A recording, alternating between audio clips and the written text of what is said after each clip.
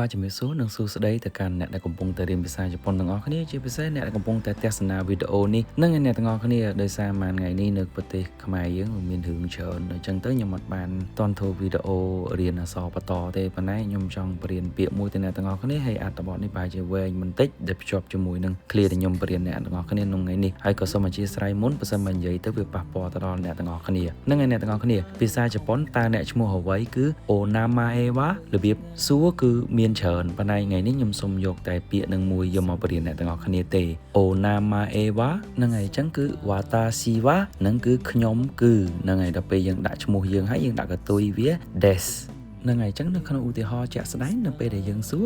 Onamae wa ហ្នឹងហើយអញ្ចឹងបើអ្នកទាំងអស់គ្នាសួរឈ្មោះខ្ញុំហ្នឹងណាពេលខ្ញុំឆ្លើយថា watashi wa Viyo des អញ្ចឹងអក្សរហាក់ហ្នឹងនៅពេលក្នុងករណីវាទៅជាឆ្នប់អញ្ចឹង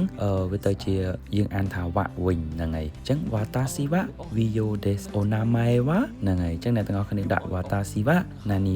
des អញ្ចឹងទៅឧទាហរណ៍ឈ្មោះបុប្ផាហ្នឹងហើយ watashi wa Bupha des បាទអ្នកទាំងអស់គ្នាបន្ទាប់ពីប្រយោគខាងលើទៅក៏ខ្ញុំសូមណែនាំឈ្មោះខ្លះនៃជនជាតិជប៉ុនណានៅពេលច្រើនក៏ឈ្មោះ Suzuki គាត់ឈ្មោះ Takahashi គាត់ឈ្មោះ Yamaguchi Inoue Matsumoto Sato Honda Okada Abe Yamamoto Nakamura Watanabe Tanaka Yamada Ito អីចឹងទៅអ្នកទាំងអស់គ្នាមានកំណត់សម្គាល់អីមួយអ្នកទាំងអស់គ្នាគឺជនជាតិជប៉ុនណាកម្រណាស់ដាក់ឈ្មោះបរទេសដោយសារជប៉ុនគឺជាជនជាតិនិយមនឹងអ្នកទាំងអស់គ្នាខ្ញុំចង់ឲ្យអ្នកទាំងអស់គ្នាដឹងពីជប៉ុនណាខ្ញុំស្រឡាញ់ជប៉ុនកន្លែងនឹងមួយគឺជាតិនិយមគេគឺតាំងពីឈ្មោះឡើងអ្នកទាំងអស់គ្នាបើសិនមកអ្នកទាំងអស់គ្នាមានមិត្តភ័ក្តិជប៉ុនឬក៏ស្គាល់ជនជាតិជប៉ុនណាជនជាតិជប៉ុនគឺកម្រមែនតែនដែលគាត់ទោះបីគាត់ទៅដល់ស្រុកណាក៏ដោយគឺឈ្មោះគាត់គឺនៅតែបង្ហាញអត្តសញ្ញាណរបស់គាត់ណាអ្នកទាំងអស់គ្នាគឺឈ្មោះជប៉ុនចំតែម្ដងហើយសរសេរភាគច្រើនគឺសរសេរជា kanji ចំតែម្ដងដល់ពេលអញ្ចឹងអ្នកទាំងអស់គ្នាខ្ញុំនឹកដល់ពាក្យសម្ដី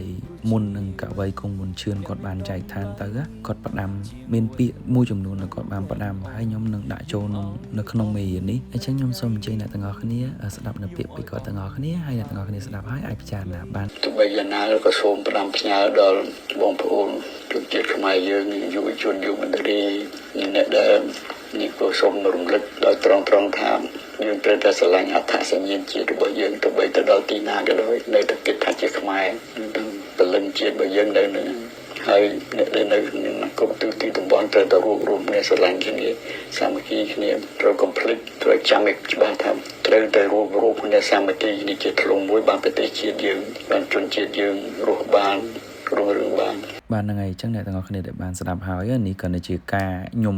សំណូមពររបស់ខ្ញុំណាបើសិនបើជាជនជាតិខ្មែរយើងគួរតែមិនមែនត្រូវតែណាគួរតែហ្នឹងហើយមានឈ្មោះជាខ្មែរដោយសារតែឈ្មោះវាជាផ្នែកមួយនៃអត្តសញ្ញាណរបស់ពួកយើងទាំងអស់គ្នាហើយខ្ញុំលើក